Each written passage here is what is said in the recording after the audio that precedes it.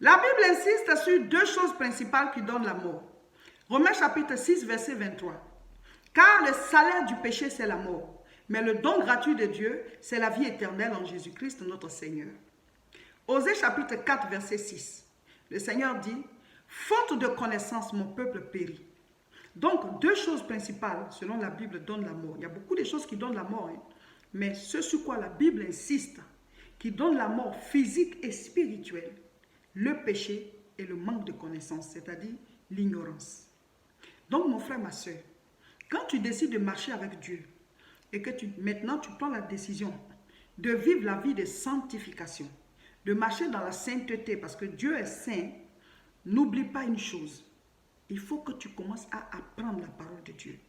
Il faut que tu ailles vers la connaissance.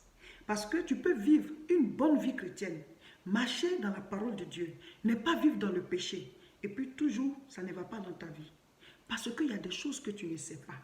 Il y a des choses que tu ne sais pas. Le manque de connaissance tue. Le manque de connaissance fait périr. Quand Israël est sorti d'Égypte et qu'ils étaient devant la mer Rouge, ils devaient mourir là. Mais parce que Moïse a reçu la révélation qu'il devait étendre le bâton sur la mer Rouge pour que la mer se divise, pour qu'il puisse passer. S'il n'avait pas reçu cette révélation, s'il n'avait pas cette connaissance, par manque de connaissance, ils allaient mourir là. Donc, c'est parce qu'il a reçu cette connaissance, cette révélation, qu'il a étendu son bâton et le peuple a pu traverser. Il y a beaucoup de choses qui tuent les gens. Pas parce que ça devait les tuer, mais parce qu'ils ne savaient pas ce qu'ils devaient faire devant cette situation. Donc, pendant que tu cherches Dieu, cherche la connaissance. C'est-à-dire la Bible, tu dois la lire. Tu dois la lire pour avoir la révélation de chaque situation de ta vie. C'est ce qu'on appelle les clés. Matthieu chapitre 16, toujours je prêche sur ça, à partir du verset 13. Arrivé dans le territoire de Césarée, le Seigneur a dit, qui dit-on que je suis? Les gens ont dit, certains croient que tu es le prophète Jérémie, d'autres Jean-Baptiste et le prophète Élie. Mais il dit, et vous-même, qui dites-vous que je suis? C'est-à-dire quoi? Tu peux suivre le Seigneur, tu ne sais pas qui il est, tu ne connais pas la parole, tu n'as pas la révélation de la parole, tu n'as pas la connaissance. Donc vous me suivez, vous, qui dites-vous que je suis? Et c'est Pierre qui répond, il dit, tu es le Christ, le Fils du Dieu vivant. Il dit, Pierre, ce n'est pas la chair et le sang qui te l'ont révélé, mais c'est mon Père qui est dans les cieux. Mon frère, j'ai dit que nous devons dire au Seigneur, révèle-toi à moi. Maintenant, après ça, qu'est-ce qu'il a dit? Il dit, tu es Pierre. Quand tu reçois la révélation de Christ, tu deviens une pierre. Tu deviens ferme. Les gens que vous voyez vaciller, ils tombent dans le péché, ils se relèvent. Aujourd'hui, ils croient, demain, ils ne croient plus. Ils sont sauvés, après, ils sont perdus. Ils ne sont pas encore des pierres. Parce qu'ils n'ont pas reçu la révélation de qui est Jésus. Si tu sais qui est Jésus, si tu sais que c'est le Christ, le Messie envoyé par Dieu pour le salut de l'humanité, la porte pour le salut, la porte des cieux, il dit, celui qui vient à moi, celui qui m'a vu a vu le Père, il dit, quiconque est fatigué, chargé, venez à moi, je vous donnerai le repos. Je suis le chemin, la vérité et la vie. Mon frère, il dit, je suis le pain de vie, je suis l'eau de vie. Celui qui me boit, oh, il n'aura plus jamais soif, mais une source d'eau vive jaillira de lui jusque dans la vie éternelle. Si tu sais qui il est, tu deviens une pierre. Ta foi s'affermit. Tu ne peux plus vaciller. Tu ne peux pas tomber, te relever. Tu restes ferme. Tu restes ferme jusqu'au bout. Alors, il dit quoi? Je te donnerai les clés du royaume des cieux. Parce que quand tu deviens une pierre, tu deviens l'église. L'église, ce n'est pas le bâtiment. C'est tous ceux qui ont cru en Jésus et qui ont eu la révélation de qui il est. Alors, tu deviens l'église et tu reçois les clés. Le Seigneur a dit les clés. Il n'a pas dit une clé. C'est comme un trousseau où il y a plusieurs clés qu'on a reçues. Quand on devient église, quand on reçoit Jésus et qu'on reçoit la révélation de qui il est, alors nous devenons fermes, pierres, et nous recevons les clés. Les clés, pourquoi il dit les clés? Pour chaque situation de ta vie, pendant que tu es sur la terre, ce n'est pas que des situations difficiles ne vont pas arriver. Ça s'appelle des challenges, ça s'appelle des défis. C'est-à-dire, c'est comme Goliath qui est venu affronter le peuple d'Israël. Ce n'est pas parce qu'ils sont un peuple de Dieu qu'ils ne vont pas avoir de combat, vous voyez. Mais David avait reçu la clé pour pouvoir vaincre Goliath. Donc, chaque situation de ta vie, il y a une solution. Mais il faut que tu la trouves. C'est là le problème. Et c'est cette ignorance-là qui tue plusieurs personnes.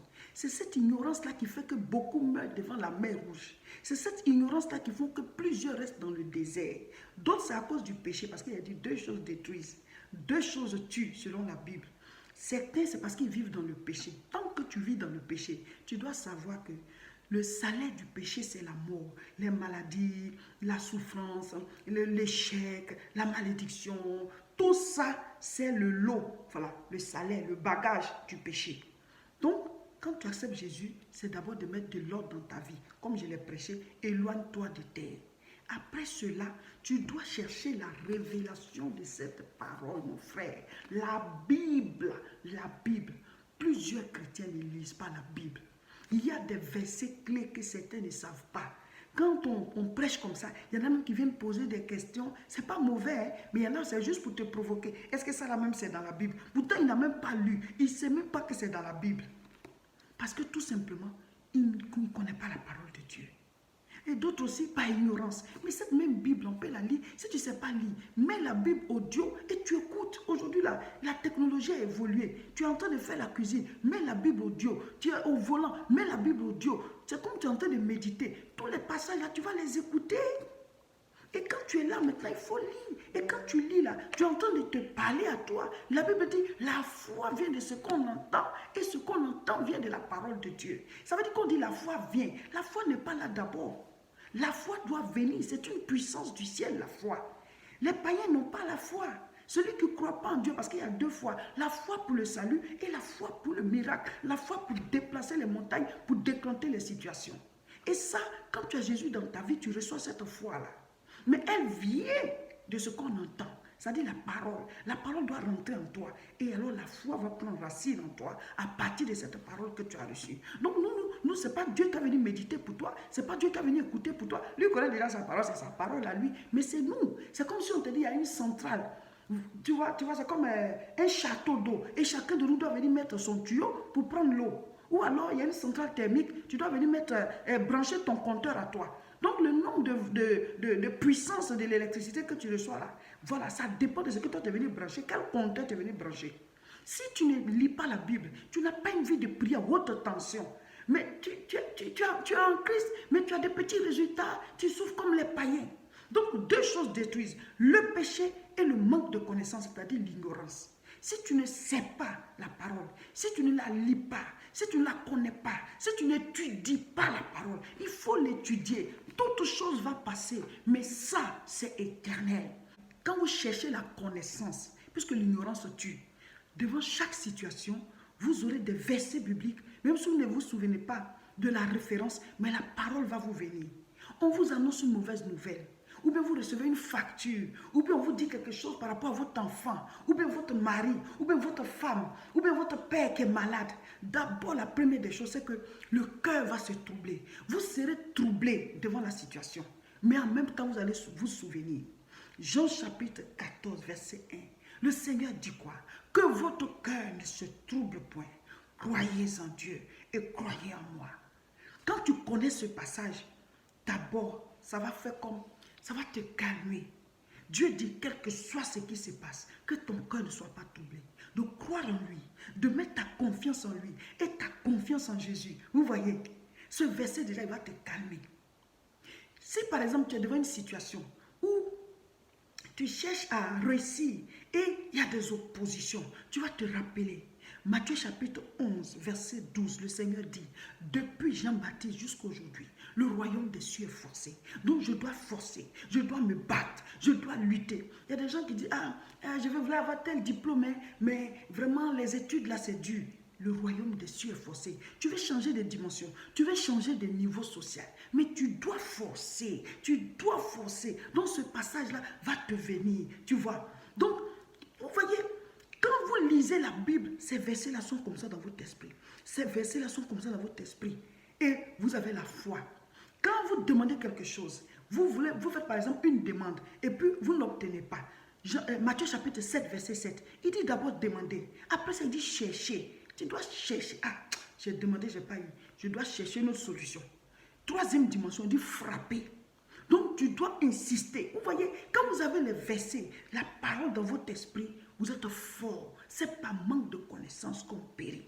Ce n'est pas manque de connaissances que certaines situations détruisent la vie des gens. Si tu connais la solution de chacun de tes problèmes, tu vas passer comme ça. Tu vas passer. On doit prier tous les jours vous devez avoir un programme de prière régulier, quotidien. Et comme ça, Dieu vous donnera le pain de ce jour. C'est ce qu'il a dit. Donne-nous aujourd'hui notre pain de ce jour. Le pain de ce jour, il est physique, il est spirituel aussi. Il y en a qui croient que c'est seulement la bénédiction du jour que Dieu doit nous donner, mais aussi la révélation de lui de ce jour. Amen. Donc chaque jour, Dieu doit se révéler à toi. Donc devant le problème que tu vis, quand tu seras en train de prier, dans ta prière du jour, Dieu va te donner la solution à ce problème de ce jour-là. C'est comme ça.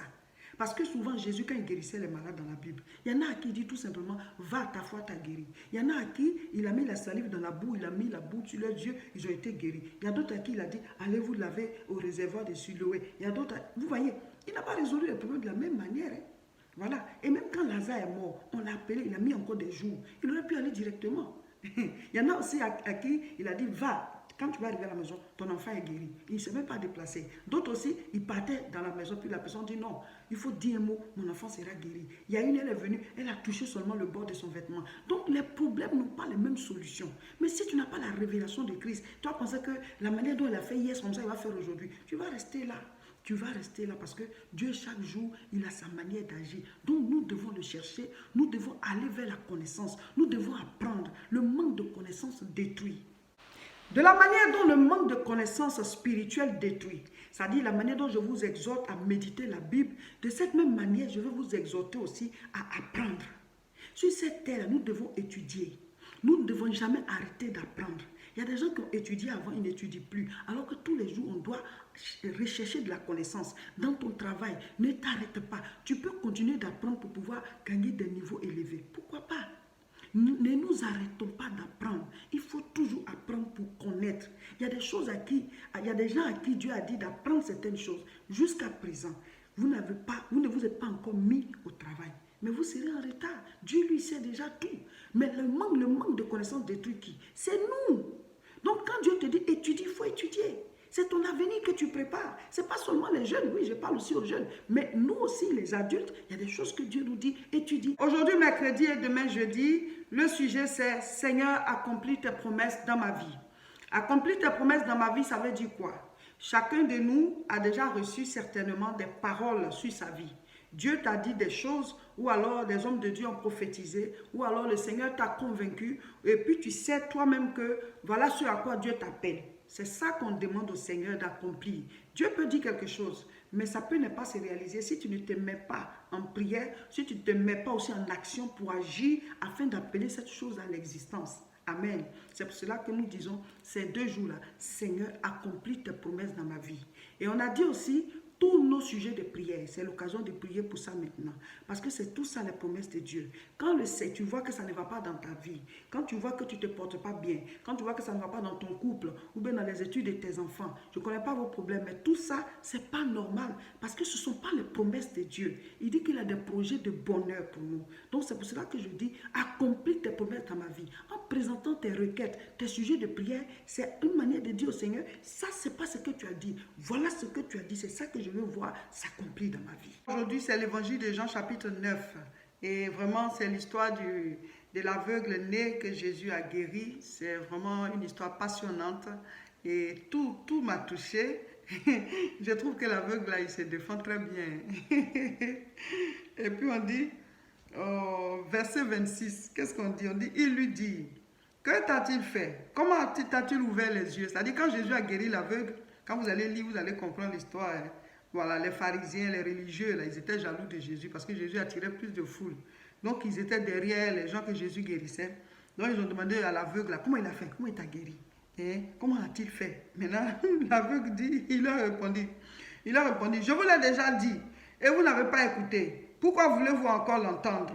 Voulez-vous aussi devenir ses disciples? Grande croisade de prière ce samedi 15 juin à Aubervilliers. L'adresse est 29 rue Sadi Carnot, 93 300. Le thème c'est le baptême du Saint-Esprit. Il y a une retraite spirituelle de fin de jeûne, c'est du 29 au 30 juin à Tourcoing. Appelez-nous dès maintenant, il y a un hôtel à louer, on vous donne toutes les informations. Venez prendre l'onction de la fin de ce jeûne. Pour ne rien perdre de tout ce que je mets en ligne, abonnez-vous. Abonnez-vous dès maintenant à toutes mes chaînes. Si c'est sur YouTube, vous cliquez sur s'abonner. Et si c'est sur Facebook, vous cliquez sur j'aime. Et surtout, il faut partager la vidéo pour que les autres en bénéficient.